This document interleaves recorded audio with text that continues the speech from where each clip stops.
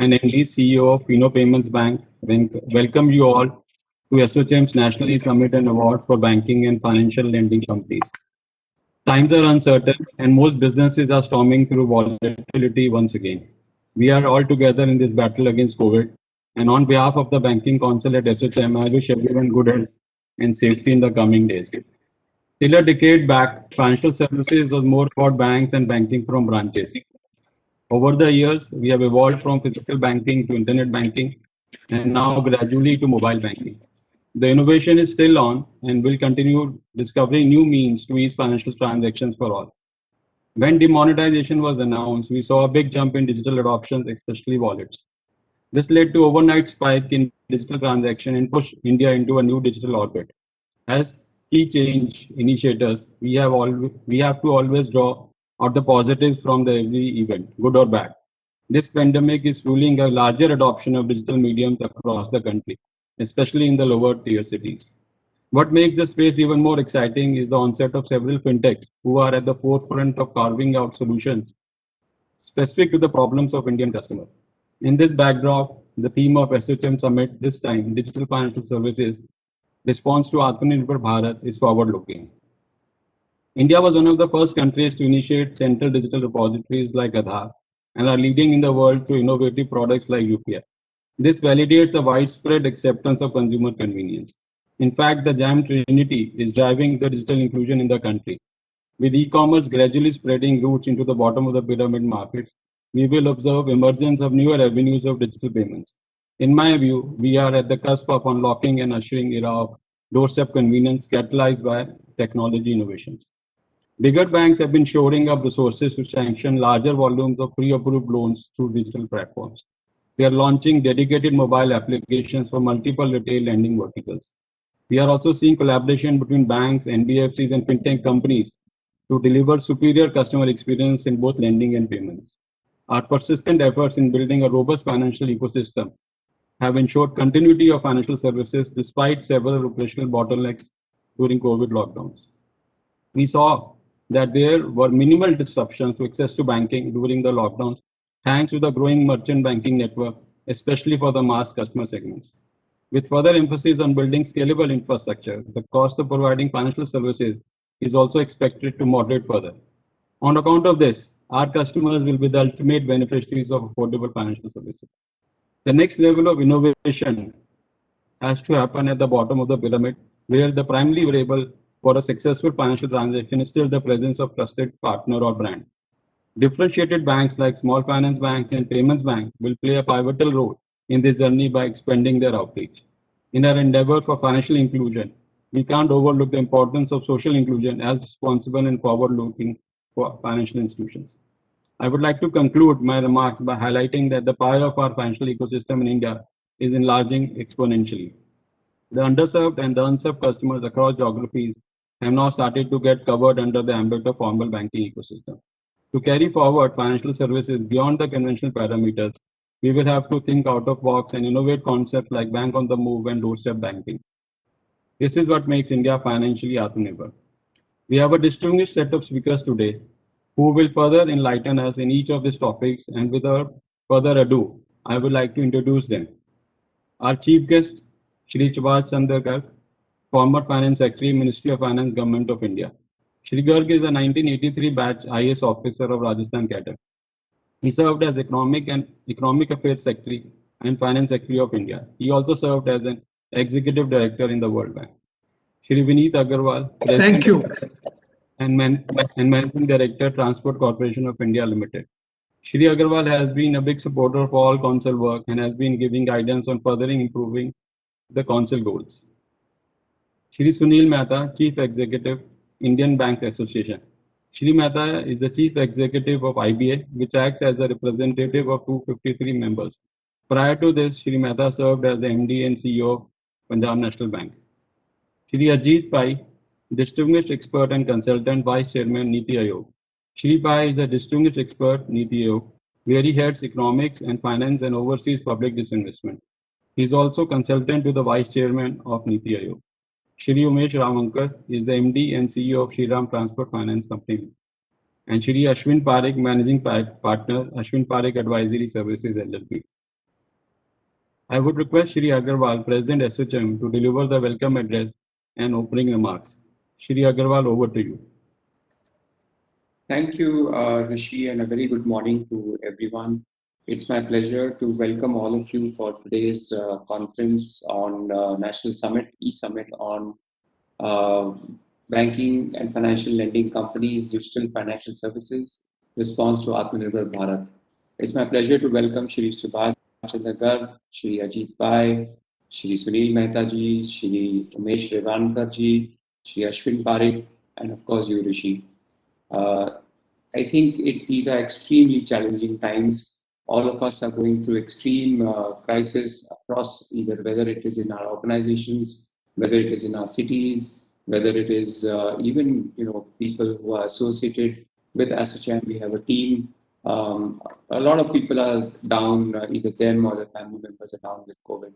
So it is our sincere effort here to ensure that at least some work continues to happen because the wheels of economy still need to keep moving. Is that importance is saving lives, but also keep a focus towards livelihoods. I think this is also important at this point in time. Last year, on the 6th of March 2020, in the same banking summit was actually held in Mumbai, and we had the pleasure to welcome then the RBI Governor, Honorable RBI Governor Shri Shakti Kanta Das. And at that time, if you remember, we were just at the starting cusp of the COVID pandemic. And he had laid down several steps at that point, which were just, I think all of us now, when we look back and think about it, it seems so forward thinking. And at that point, we were just wondering that why is the RBI taking such stern measures and such important decisions so fast. But I think those have really helped the last year. And I do hope that we are able to brainstorm out of these sessions as well to see what we can suggest to the government. Of course, the main objective of this National E-Summit and Award is to recognize and reward, highlight accomplishments for all the financial services entities. It is an excellent platform where we can get to see what a lot of companies are doing in this space. I would take this opportunity to congratulate all the winners, the runner-up, and the participants. Today's theme is very important. I think digital financial services, which addresses infrastructure for digitization to financial inclusion, use of AI, ML for loans or for a lot of other financial services, and to bring innovations. We are seeing that this aspect of technology into banking and financial services has just accelerated tremendously. I think one of the ways that this started was the creation of the India Stack, which was the digital framework to really solve India's problems. And I think one of the main aspects of this was the cashless part of transactions. And this is one of those areas where we are seeing that the benefit has been tremendous. I think one of them in an inclusionary aspect has been the direct benefit transfer. I think the savings from here that have been shown are just tremendous, and the real benefit is being felt. I visit many villages also every year, and when I talk to people there, they say that they are getting this money directly to them. The other thing, of course, now is that the changing nature of consumption and the changing nature of retail. So digital payments in retail now account for 52% versus only 6% in financial year 14. Checks are down from 33%, from 58% to 33%. I have an anecdote here that I want to share. About 5 years ago, I went to China, and there we were talking to an insurance company, and we were asking them, you must be getting so many of these check payments for your premiums and so on. And there was a difference between the translation, and when we really understood the translation, the person said from the insurance company that we do not know what checks are. What can you explain what checks are? Because they had completely moved to digital payments. So it is that kind of example that I think we have to aim for. The ease of doing business there is just absolutely tremendous.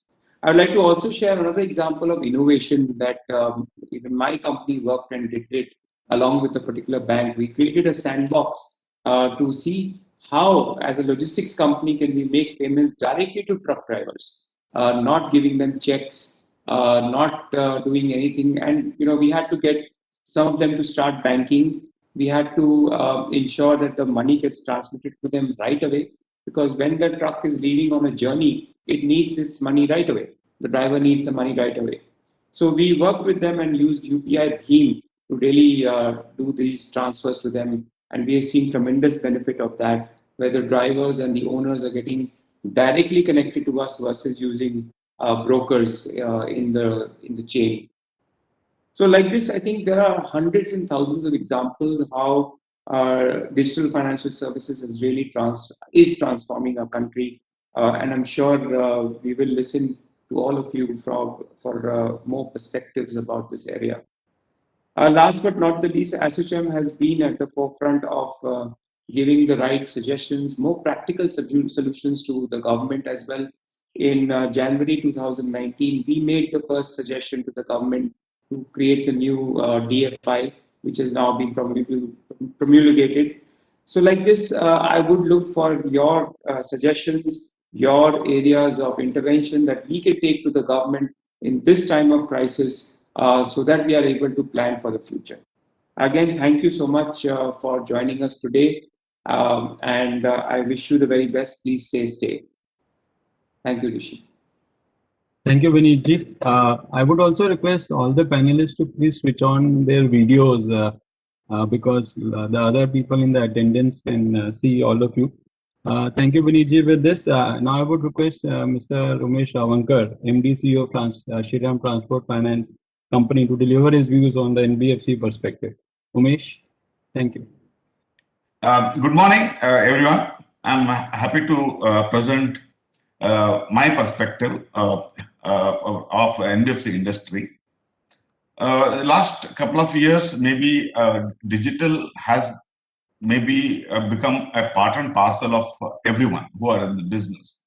And even though it started long back, digitization and digital transaction process started long back, but now it has become a critical pillar of the economy, whether it is banking, lending, payment, collection. It has become a strong pillar. Without that, nothing will move. That kind of situation has arisen. And there is a huge uptick in the digital offering and adoption, both. So people are adopting themselves for various way of, in fact, if you look at the RBI's digital payment index, 2018, they created an index which showed 100. 100 was the index in March 2018. That index moved to 154.7 in 2019, and it moved to 207.84 in 2020. So the kind of growth year on year, what we are seeing in digital payment index itself is a great visibility. The numbers are visible. People can understand the importance. Now, who has led this? I feel it's NPCI that has led it.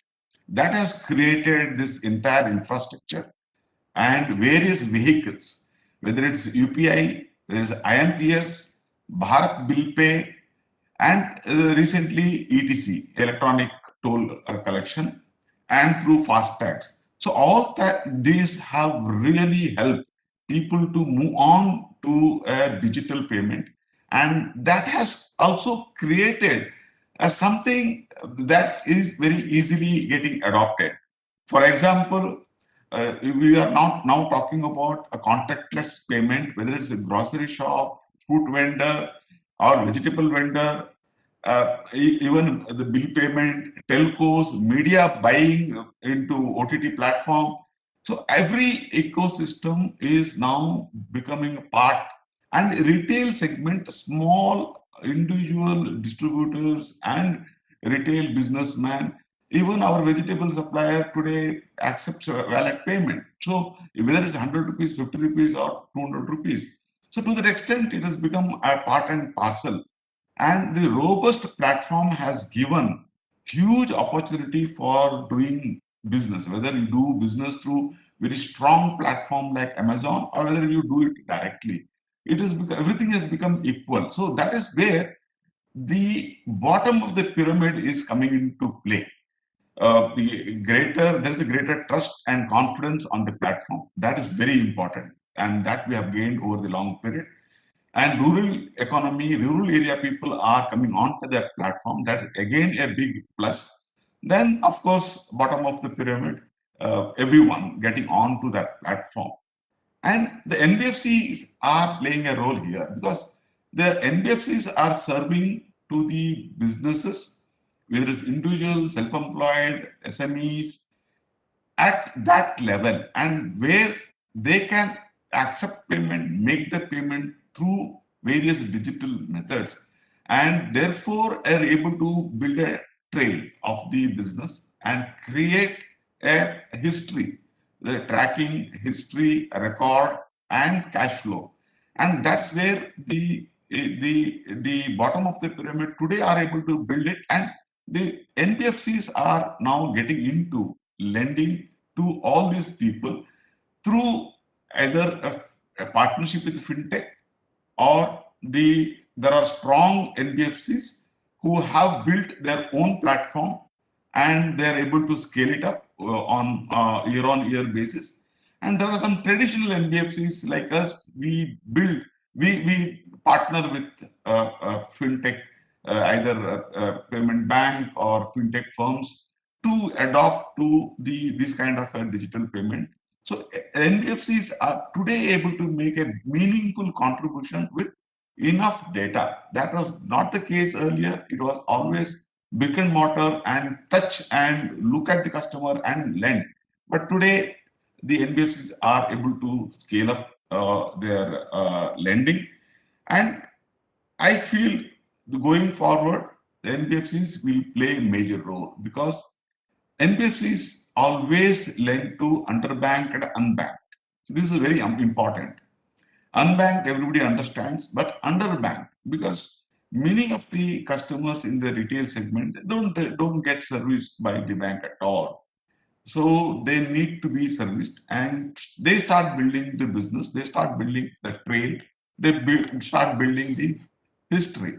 So that's very important. And MSME per se, they have been borrowing till maybe a few years back at 24 to 36%, at anywhere between that kind of a lending rate, borrowing rate. And today, because of these NBFCs have come into play, fintech is helping the NBFC to reach. Today, the interest rates have come down by almost 50%. So that is when there is a more supply, when there is a better distribution, you are able to bring down the borrowing cost. That gives substantial, one is volume and substantial room to play for the small enterprise to build the business. So, and alternative lending platforms have become most sought after. There are more than 300 startups only in alternative lending platforms. 300.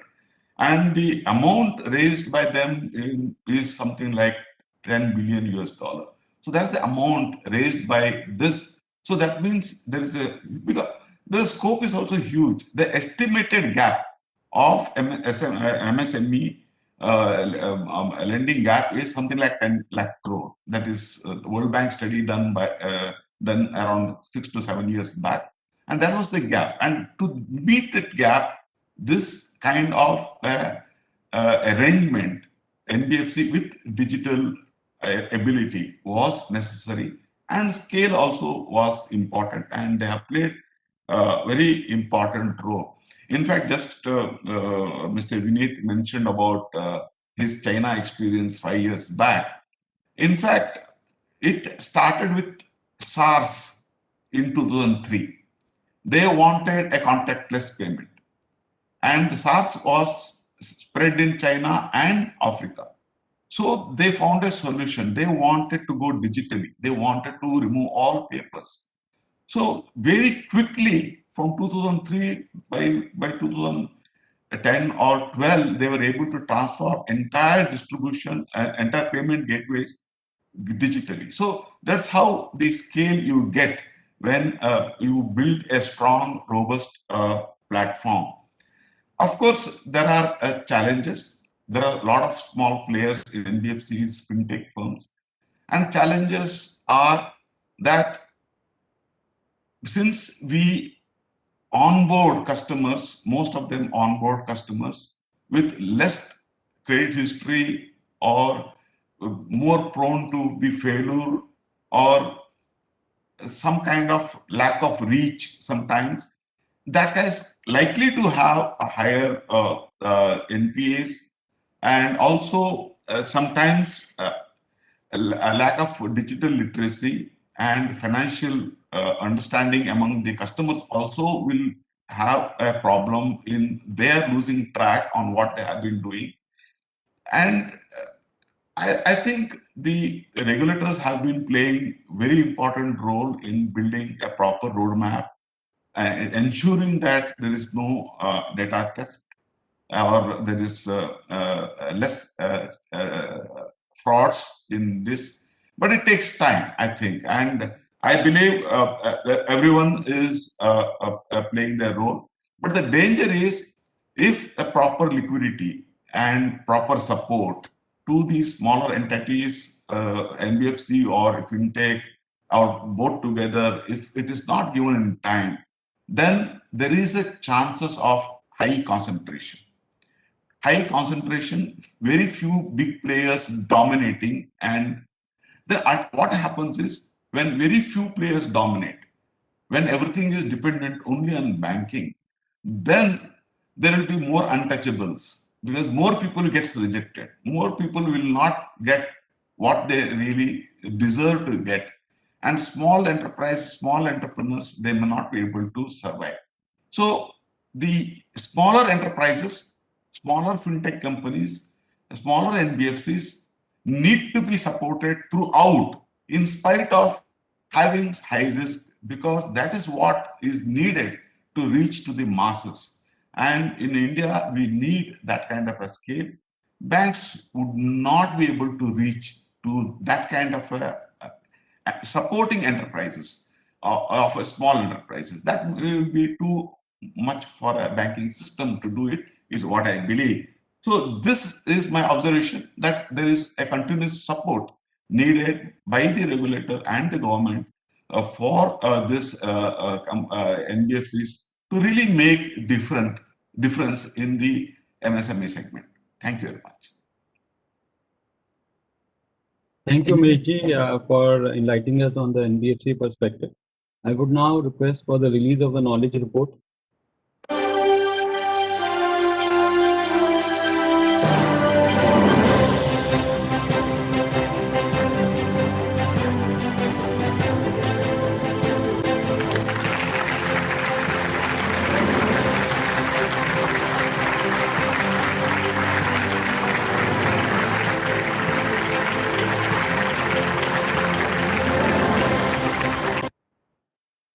I would request Shri Ashwin Parekh, Managing Partner, Ashwin Parekh Advisory Services, and our knowledge and evaluation partner to brief us about the knowledge report and the evaluation process.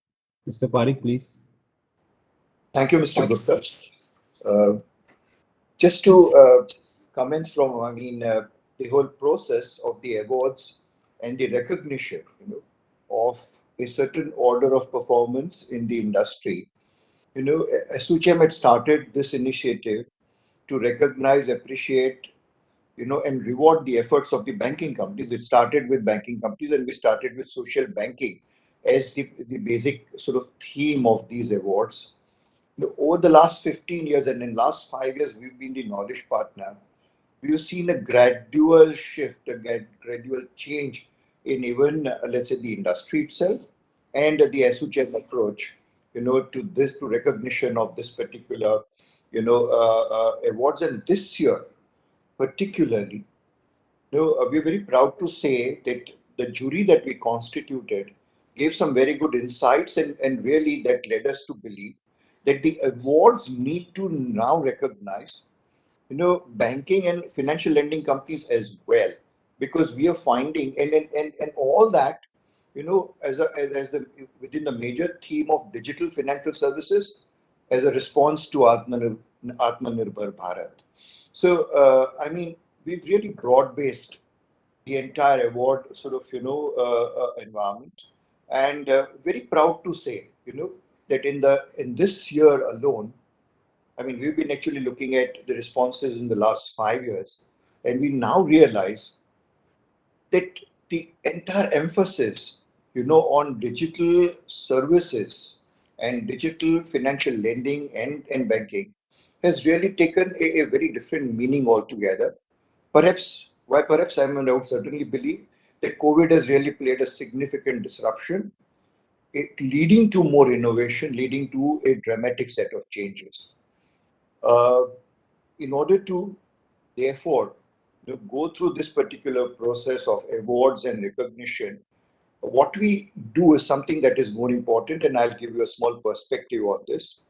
One is we wanted the award to be totally independent of, not just the SHM, but its constituents. We wanted, therefore, a mechanism or a method under which independent assessment could be carried out, a transparent method of carrying out that particular assessment. And therefore, the jury, once it is constituted, the jury decides on practically everything. This year, we were proud to have Shri Garg, the former finance secretary, to lead the jury, along with Mr. Anand Sena, who's actually been also assisting. I mean, he's been leading the jury for the last 4 years, and then we have eminent members like Mr. Charan Singh, Mr. Sunil Mehta, Mr. Raman, and I mean, of course, there's knowledge partners, and we build all that. And then the second thing we do is, after the jury is constituted, we provide some kind of a first level of dialogue to the jury. The jury conducted that dialogue, and then arrived at the categories, arrived at the classifications, and also the kind of industries to be covered under this particular, with its segmentation. So that was the second part. As the third part, then, along with the categories, the parameters associated with the awards were also recognized by the jury. Weightages were also provided by the jury. I mean, I'm very glad to say, I'm very proud to say that FSS assisted jury in, in deciding and making those decisions. And after that, the nominations were invited from the industry. So based on the jury classification, the categories of awards are digital lending, digital deposits, digital services, and overall digital champion. So these are the four major categories. And then the jury decided on different classes of awards, to the extent that the entries were invited from public sector banks, both merged and the unmerged ones, the private banks, cooperative banks, RRBs, NBFCs, NBFCs deposit taking, non-deposit taking, foreign banks, small finance banks, payment banks, and microfinance institutions. So the award has a different meaning altogether today when we compare it with, let's say, what we had a few years ago. The category is substantial. The emphasis on digital is huge, but the core emphasis on all this for small businesses, MSME and SMEs, has always been kept in mind throughout this entire evaluation. After the nominations were invited, we received the details from the nominees. We carried out the evaluation of all the nomination applications that we had received, or submissions that we had received. And then thereafter, based on jury's decision, the award winners were decided. I mean, this is the process, of course. I'll just make a few key observations about this year's, particularly this year's. A few things came very clearly as a part of our evaluation. One is, we find that the digital payments or digital system, banking system or financial system, has really made is substantial, has become a substantial differentiator. The kind of nomination that we saw this year really does tell you very clearly that there is no room for any complacency. The laggards will continue to remain back. Those who rise up and those who run are the ones who are going to really shine. And the examples of nomination that we've studied, during the nomination form evaluation, really gives us a very good insight of, huge amount of an effort made by small sets of organizations. So the participation from NBFCs, particularly in the non-deposit sector, was impressive, I must admit. As Mr. Revankar said earlier also, the NBFC sector perhaps has been very overwhelmed with this invitation, and therefore they have really submitted some very good nominations. There was unfortunately no participation from the unmerged public sector banks, and we can perhaps understand they're busy with their own sort of situations at this point in time. Participation from foreign banks has always remained very insignificant. This is one constituent we seem to be missing. If we can really get some good insights from what they are doing, then that would really help us in evaluation very well. Housing finance companies also participated in this particular award kind of process, and which encouraged us to include HSS as a separate class. From next year onwards, we'll take that as a class by itself. Many banks and financial lending companies are consciously making digital at a part of this, their business strategy. Something that was a major theme that came out very clearly. We saw that in this journey, there are people at different levels of, so even within those who participate in the merged PSBs, we find one or two distinctly different. In case of private sector banks, we find one or two distinctly different. NBFCs once again. And the last message, therefore, to everybody, to the entire participating sort of members, is that disruptions give them an opportunity. If you have a good, innovative and service orientation, you're certainly going to bound to do well. The financial results of some of these corporates are actually showing that. With that, I would say, therefore, that this year, once again, we've been very proud to really participate and assist ASSOCHAM in this entire process. Thank you, everybody, friends. Thank you, Mr. Parekh, for sharing the entire evolution process, and thank you for leading it as well. I would now request Mr. Sunil Mehta, Chief Executive, IBA, to deliver the special address. Mr. Mehta. Thank you, Rishi.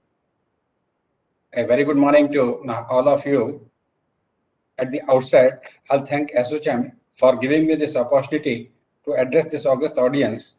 The overall theme of this summit, Digital Financial Services Response to Atmanirbhar Bharat, is a very relevant one, more so in the today's context, where social distancing, minimum personal interactions are needed for containing the spread of COVID.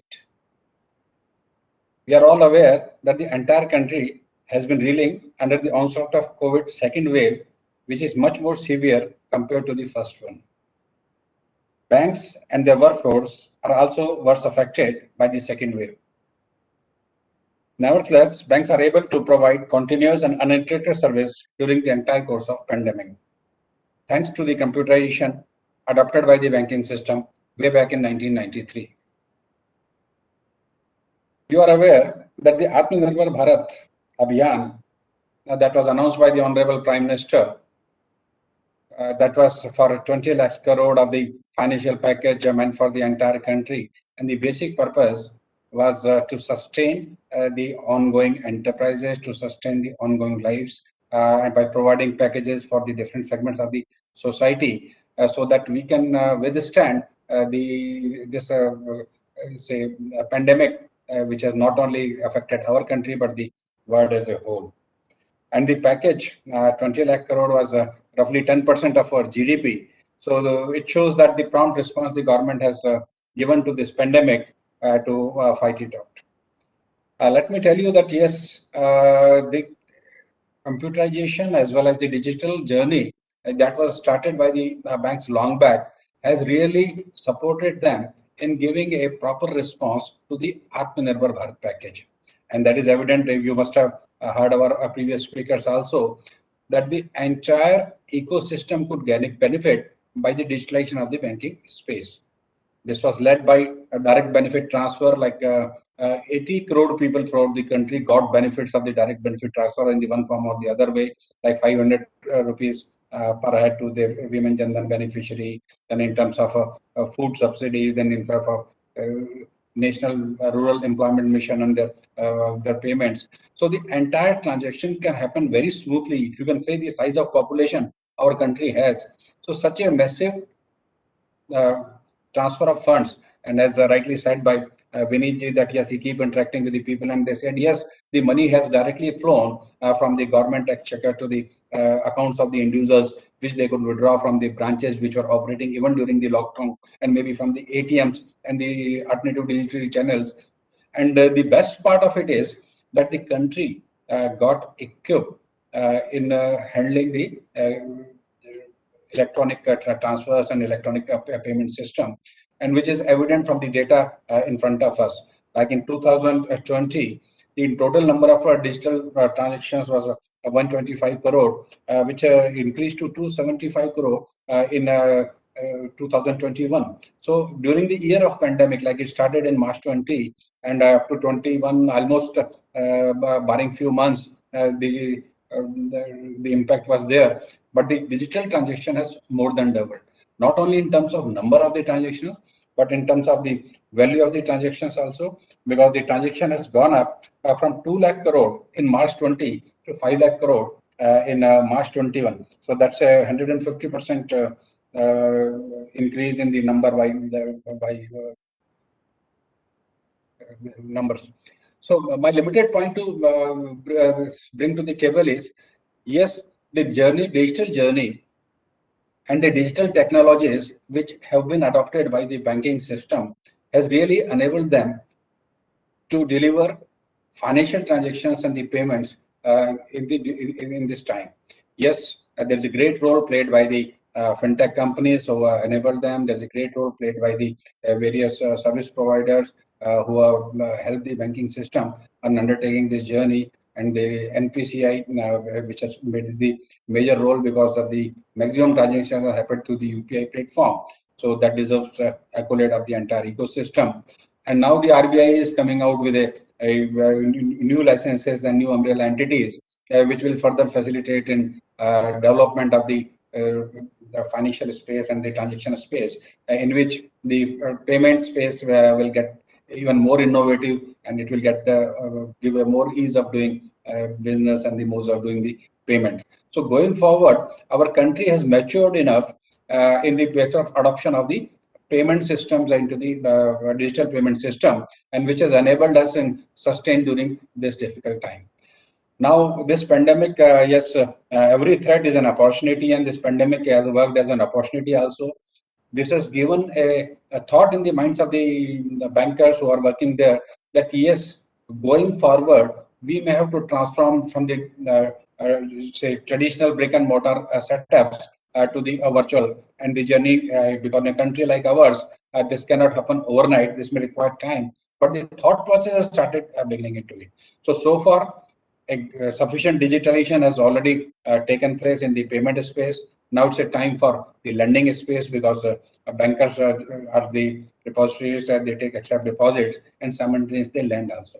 So many of the bankers, as the large banking system as well as the NBFCs, have developed their online models where a lot of loans can be onboarded online also, can be underwritten on the online also, can be dispersed, and the journey is on where the banking system has already given a mandate to the NESL that okay, the digital documentation can also happen. So the throughout loan life cycle can happen digitally. And I think bankers are working on it, and the banking system is gearing into the next phase.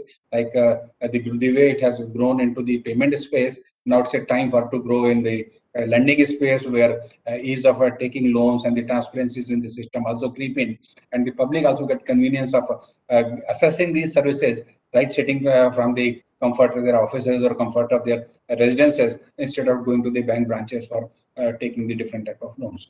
So this has already started in the retail lending space, like housing loan, personal loans, and many of the card facilities. This has already happened. I must appreciate that the our regulator, RBI was also very proactive. So they came out with a lot of facilitations, like now they have permitted the video KYC also. So this video KYC, once it is adopted by the entire banking system and the financial services sector, this will facilitate in onboarding of the customer, also sitting at the comfort of their homes or the wherever they are in their offices, so that they need not come to the banks even for opening of the account, because video KYC will facilitate in onboarding the customer, in opening of their accounts, in their verifications of their KYC, and then the digital journeys can begin digitally, only digitally, even without any manual visit to the banks. So this is just a transit stage. Maybe a good growth has already happened in payment space. In lending, it is unfolding. Large banks have already started. Some other banks are doing it, and the NBFCs are adopting the digital lending models. And there is a greater use of artificial intelligence. This artificial intelligence and the data which is available with the banking system, it gives for a lot of predictive analysis, so probability of default, which help them in offering the digital products, so in the form of a pre-approved loan. So many of our customers or many of our people must be receiving now offers on through their mobile that yes, you have got a pre-approved car loan. So that pre-approved car loan is based on the credit history the entire ecosystem has created during the past transaction, and that credit history enables the lenders, because of the database they have a transaction analysis, they have the customer behavior, they have the detailed information, so they can give the pre-approved loan. So this facilitates the customers in a great way, and they are not have to go to the botheration of going to the bank branches for availment of the loans. So digital journey is not a end in itself, it's a mean in itself, and I think the journey is already started long back when the computation of the banking system started. Now we are converting into the greater of the digital lending, and now the times are not far off. Well, there will be the greater use of the technology in the other areas of the various banking services also. So far as challenges in front of the banking sector is there in adoption of the digital technology, as rightly said by a few of my previous speakers, that yes, everything requires a fresh look, and every fresh project requires a fresh dose of investments. So I think the banking sector will also have to make a greater investment into the information technology space, creating the infrastructure, maybe utilizing the new technologies like cloud storage, so that becomes more cost effective. Also, they may have to adopt the various machine learning and the natural language techniques, so that and the blockchain technologies which facilitate the adoption of the new generation digital products. And the investment into the technology is the one challenge which the entire banking system will have to find the ways by maybe redesigning their existing business model. And the another important area where everybody need to invest is that is cyber security, because the success, long-term success of the digital banking, long-term success of the digital transactions will depend upon the security we are able to offer to the users. And that can be offered only when we invest and are vigilant about the cyber security threats that is getting manifold every day.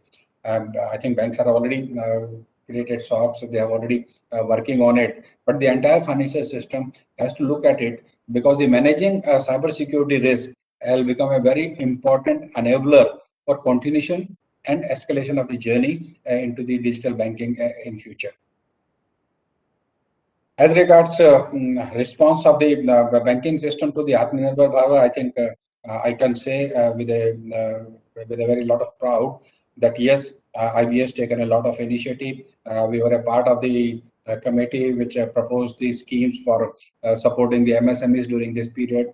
The scheme for emergency line of credit. So I think the onslaught of first wave of COVID, the banking system came out with the 10% of the emergency line of credit, which was made available to all their existing customers. And when we found that yes, the time the pandemic is going to last can be longer, so it was proposed that a 20% emergency line of credit should come from. So I think I must thank to the government also for providing the due support to this idea, and they came forward with a guaranteed line of credit for the MSME sector, offering 20% of the incremental funding, because everybody knows that in the time of pandemic, it is not a funding for the growth, it is a funding for the risk, it is a funding for the cost and overheads which the enterprises have undergone without having a corresponding increase in their sales, without having a corresponding increase in their margins. But then this funding was required for sustenance of the entire ecosystem. And I'm really happy to share with you that the 3 lakh crore that was envisaged by the government for funding to the MSME sector, roughly 2.5 lakh crore has already been utilized by the different entrepreneur. And now the next the emergency line of credit for the scheme 4 that has come out, where the sector which was most impacted, that was like hospitality sector, the hotels. So for them, the 40% is now being offered as an emergency line of credit. And those who were not availed before that, the timelines have also been extended up to 30th of June, so that they can avail these facilities up to 30th June, and then maybe disbursement can happen maybe up to the 30th of September. So these say banking response to banking system duly supported by the regulator as well as by the government has really helped a lot of entrepreneurs in the country to sustain the onslaught of COVID and sustain their units as a survival, because everybody knows that if the once unit slips into NPA, then it becomes a vicious cycle. So no other lender wants to touch them. They spoil their credit history, and in the process, they are not able to get the due support they were getting from the banking system.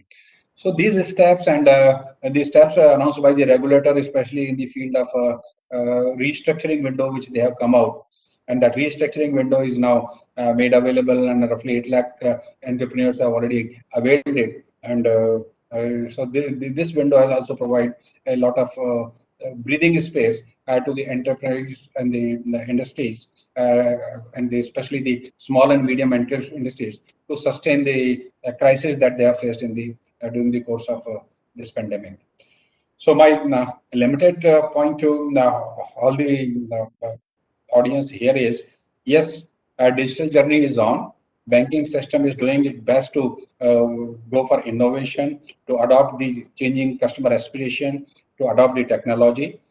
The most enabling thing which will facilitate the entire ecosystem is maintaining good credit histories, because when everything goes digital, then it is basically the credit histories which are available in the database and the past track record and the transactions track record that facilitate them in getting the incremental funding with the convenience and the ease.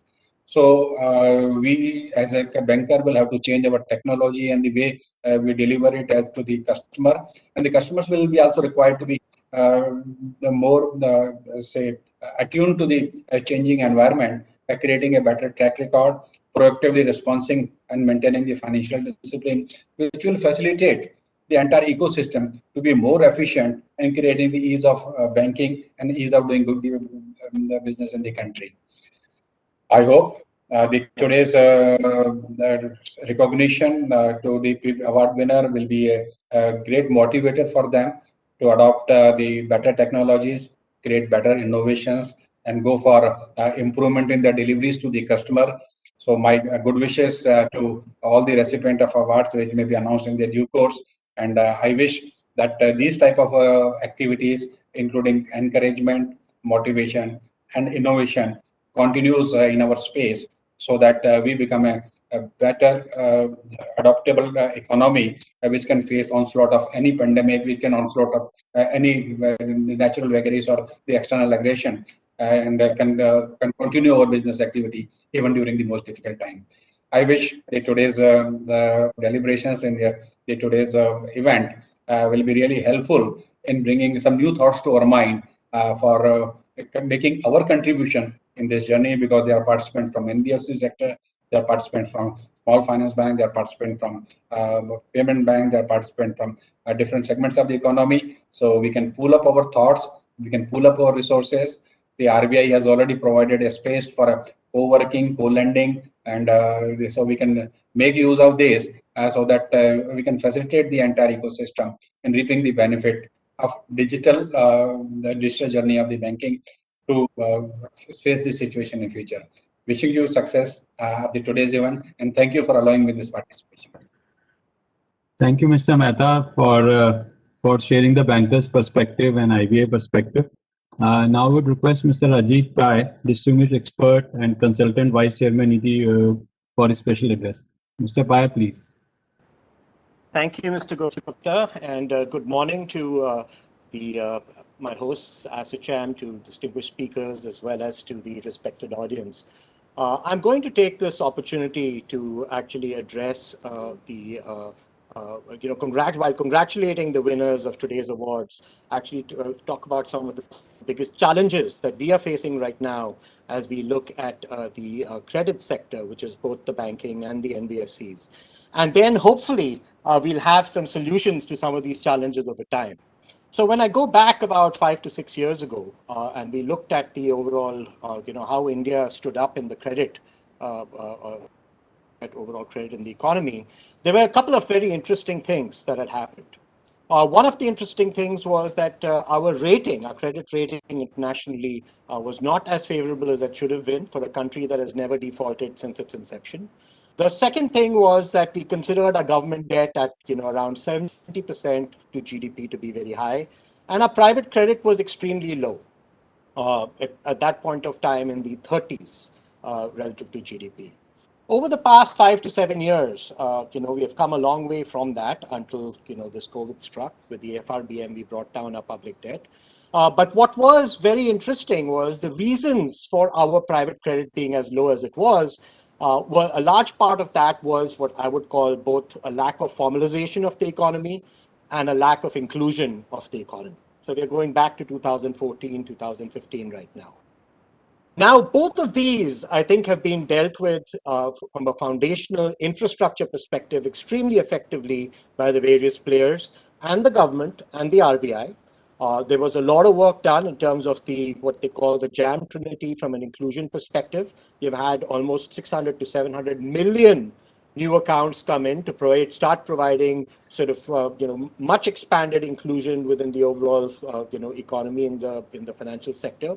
And then, of course, we also had a major transformation with the establishment of GST on July 1st, 2017, which also started to formalize the economy. So an economy where only less than 5% of individuals were taxpayers, and that's not changed very much, maybe a little bit after demonetization, but not materially. But with these two other factors happening, with the JAM Trinity sort of being pushed, the infrastructure being laid out, and with GST entering the economy with an incentive to people to join, the formalization process has also begun. So one of the main reasons that we thought that India's private credit is so low was, this lack of formalization. How do you lend to someone without a track record? There was a lot of sort of collateral-based lending going on rather than earnings-based, cash flow-based. A lot of these reasons have now, largely to a great extent gone away. Unfortunately, right at the point at which we would have expected 3-year track records after GST. GST was July 2017. By August, September 2020, we would have had good 3-year track records. Mr. Mehta ji talked about the credit scoring and good, track records and good credit scores, how important they are. But everyone's credit score started going for a 6. So one of the big issues that we have right now is that we have a reset that has happened to credit scores, not just of all the people that have entered the formal economy, but for the overall economy and all those people that have entered the GST, where those track records are now not blemish-free. When you look at the banking system, you look at the NBFC system, as they analyze the recent financials, there's a big reset. And how do we deal with this reset is the question. Do we have the track record to be able to discern right now in our underwriting, what faults are due to malified intent, what faults are due to bad business decisions, and what faults are due to what has happened overall because of what has happened economy-wide due to COVID. And differentiating all three of these is very important in extension of credit. And why do I say it is so important in the extension of credit? Because over the past 7 years, you would have seen that credit growth in India from the overall banking system has decelerated from the low 20s, 20% year-over-year growth if you go back a decade ago, down to right now mid-single digit growth. While I'm extremely grateful to the credit industry for continuing to disperse in the past 1 year, that in the past 1 year during COVID, credit growth continued in low single digits, mid-single digits, but at least it continued to support the economy. But if India has to grow towards the 5 trillion that was mentioned, then our credit growth has to be substantially greater. And when we look at the balance of government credit to private credit, Revankar ji talked about the high cost of credit in India, even though the high cost of capital in India, even though it has come down materially from the 24 to 36%, he said that it's down to half. It is still substantially higher. And part of that is our credit rating, even for the government credit. Our government credit overall has gone up to 90% of GDP during COVID. And our private credit is still sub of, well below 60%. It needs to be the other way around.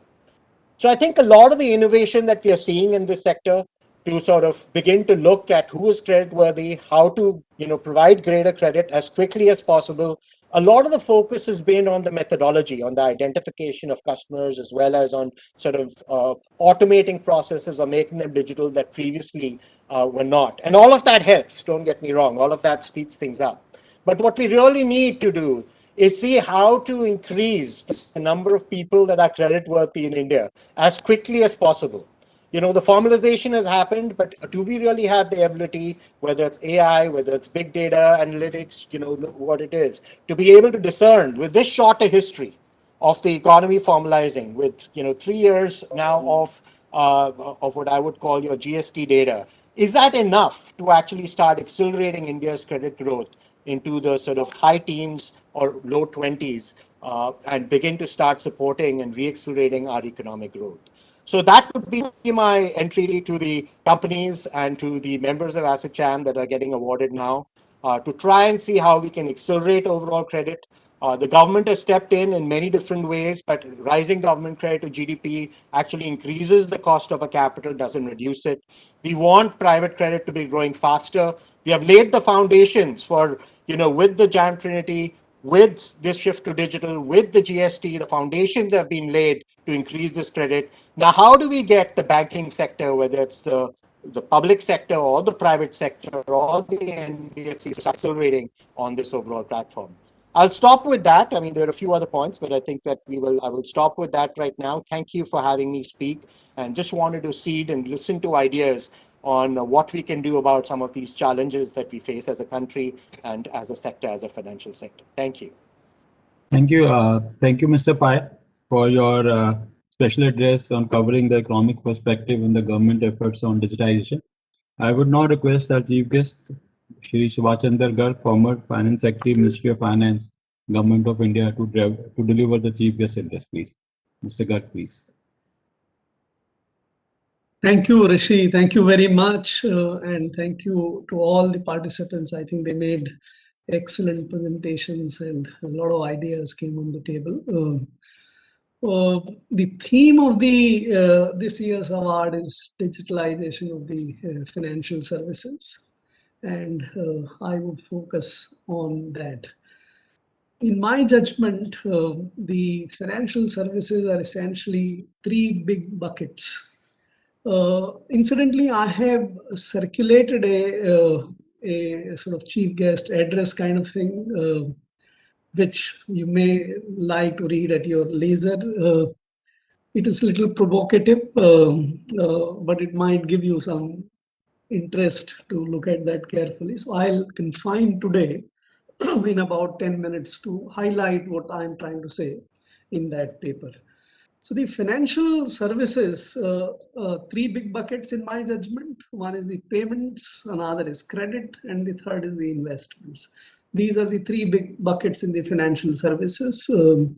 The banks are, and the theme of that paper is banking in India, either fintechalize or digitalize or perish. So that is the little bit of provocation which I'm trying to put over there, building into the theme of what we this year's award are.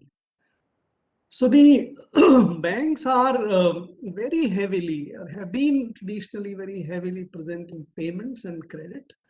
They have not been as sort of predominantly present in the investments. And over the years, what we have seen is that the payment space is somewhere where the most digitalization has taken place. The fintech has come, in the most major way, most intrusive way in payment space, and in a way has taken over a lot of space from the banks.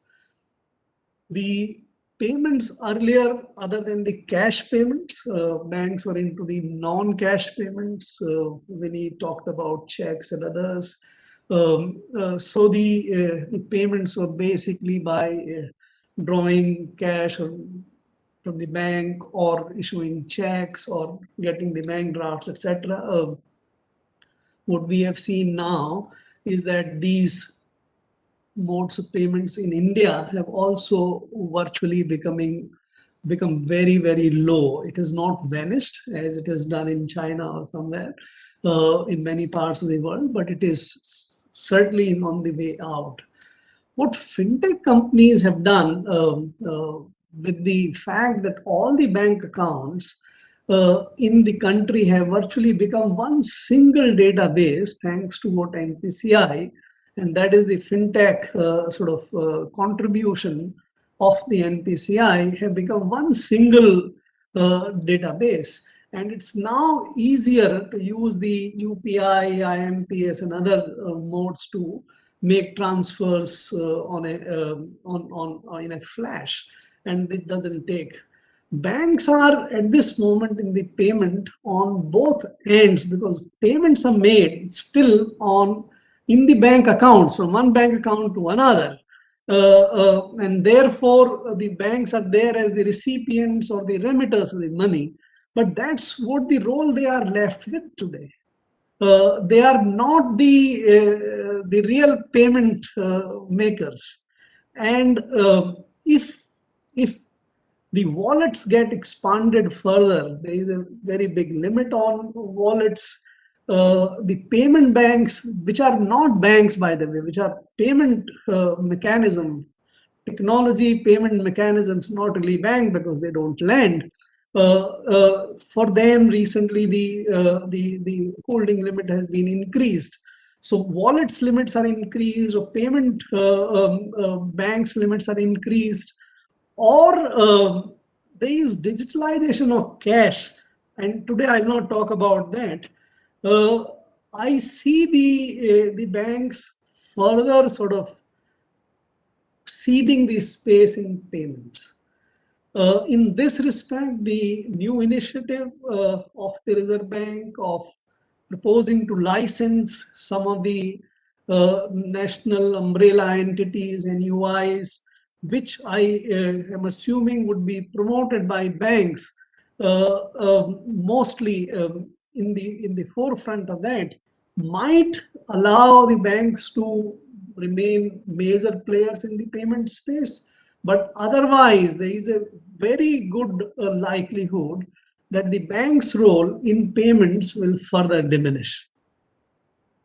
It is the credit which is the key bank product, so to say. Bank are the intermediators between savers and the borrowers. That is the role which the banks have done.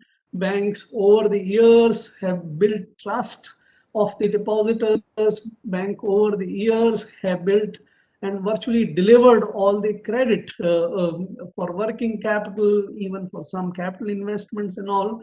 But the banks were the real players in the credit space. There are two key aspects in my judgment connected with this intermediation or the credit function. One is the process part.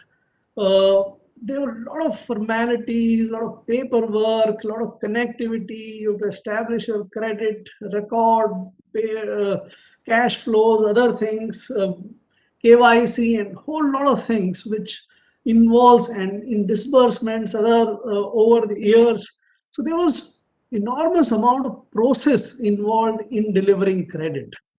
The second part was that since our systems were or still are, mostly brick and mortar, excessive human resource based, etc., the cost of intermediation was very high. The fintech which is coming up now in the credit space is trying to sort of address these two key issues of sort of minimizing the process time, process work.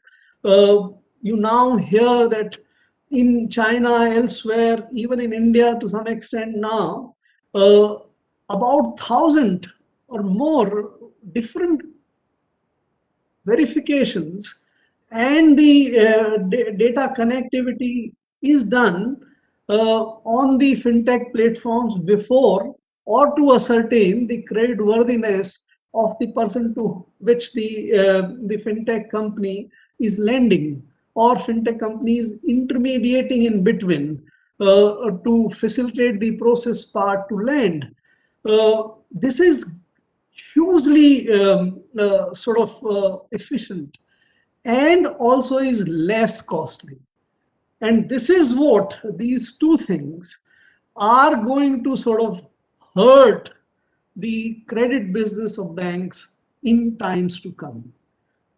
In my judgment, there are four key segments of the credit business: the large businesses, the small businesses, own account or no employee single account kind of businesses, and the retail lending.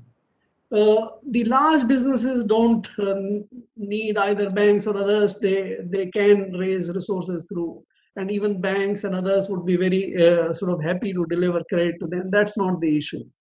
It is the small businesses, single account businesses, and the retail lending, which is the key, where bulk is involved, huge numbers are involved, and therefore the cutting down of processes, evolving different methods of credit scoring and credit evaluation, and delivering the money fast into the account, and cutting the cost in the process, is the distinct advantage which the fintech companies, and most of NBC and NBFCs are actually fintech companies now.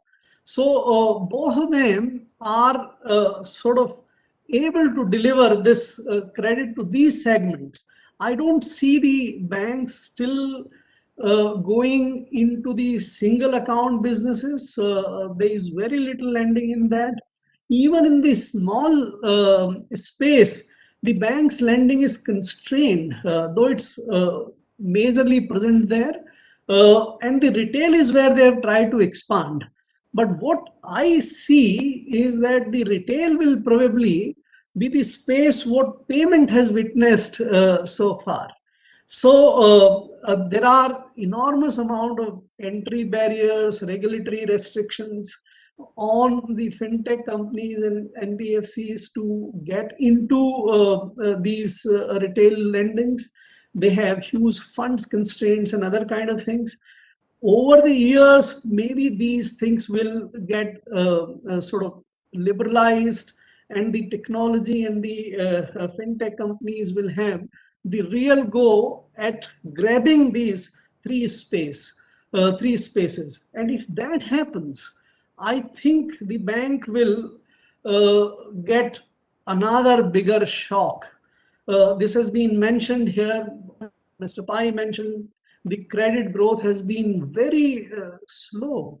In fact, if you look at more closely, the public sector banking, except for the current year, over last 6 years, there is virtually no credit growth from the public sector banks. And they are the costliest banks operating in the country. They have brought in technology, but that technology is much smaller. So what my sense is that this is the next space which the banks must watch. The banks have sort of ceded a lot of space in payments, and if the credit space is hurt, the banks will become something like an endangered kind of animal. And therefore, the choice before the banks today, and that is where I come to my last part of the address, is either to adopt and adapt to what fintech companies are doing and become that kind of bank. Global landscape, if you see, the open banking is becoming mainstream in many parts of the world. The virtual banks are becoming the new race, so to say. The open bank is an excellent partnership platform with the fintech companies and others by allowing the data spaces and all to them. And that partnership makes the open banks grab a lot of business. Virtual bank is a fintech company in the garb of a bank, literally, and therefore helps cut down the process time and cut down the cost. And therefore, either our banks also become the fintechized bank or digitalized bank, virtual bank, and are able to retain what their core business is. But if they don't do it, there is a very good likelihood that the banks will sort of lose enormous amount of space in the credit also. And that is where I conclude. So I see the banking, thanks to, it's a good development. It's everybody benefits. If the cost comes down, if the process comes down, and that is the trend which has to grow, and therefore that is to be encouraged. So either the bank must change or they will perish. And I stop at that, except giving my sort of congratulations to all the winners. They are the leaders in those spaces which we are talking about. They are the people who should be nurtured and encouraged. ASSOCHAM is doing a great job by sort of recognizing that. And I congratulate ASSOCHAM and all the winners. With that, thank you very much for patiently listening. Thanks. Thank you, Mr. Garg, for sharing a very insightful chief guest address covering the fintech, the banking, the future of financial ecosystem, which is changing so rapidly. And I think without further ado, we will move to the award ceremony. And I would request the organizers to share the PPT of the winners and runners-up for all the banking and the financial lending company awards. Thank you.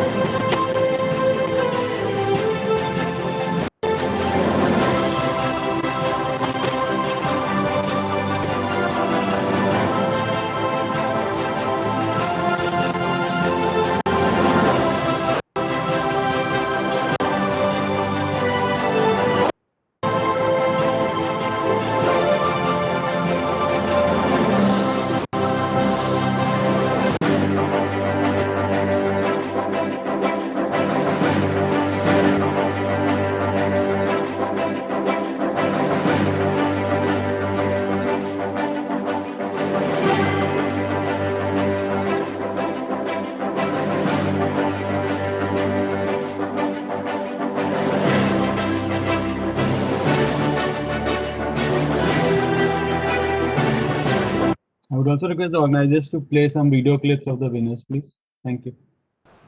At Bank of Baroda, we are delighted to be part of ASSOCHAM's National E-Summit and Awards.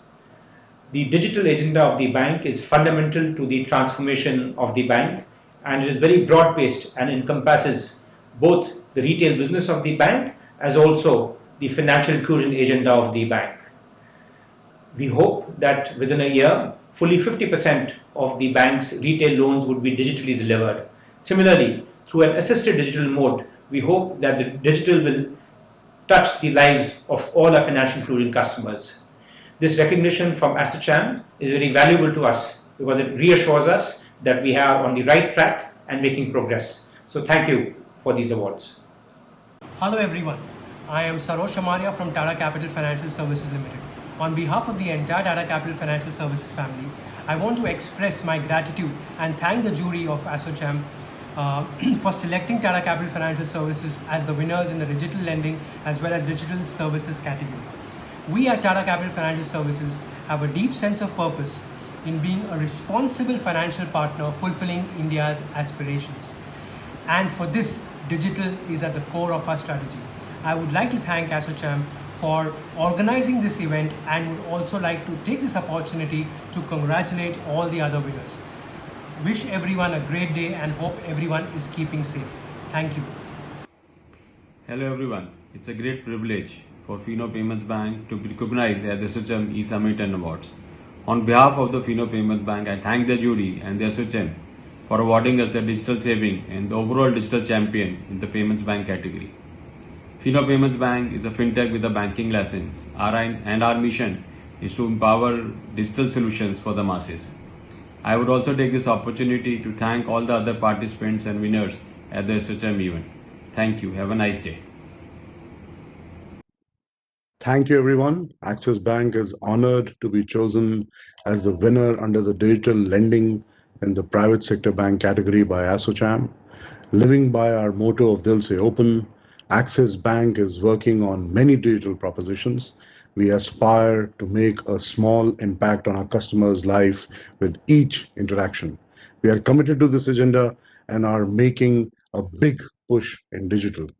I'm humbled and delighted to receive this award on behalf of the bank and all the employees who made it happen. I would like to thank ASSOCHAM for the same. Thank you once again.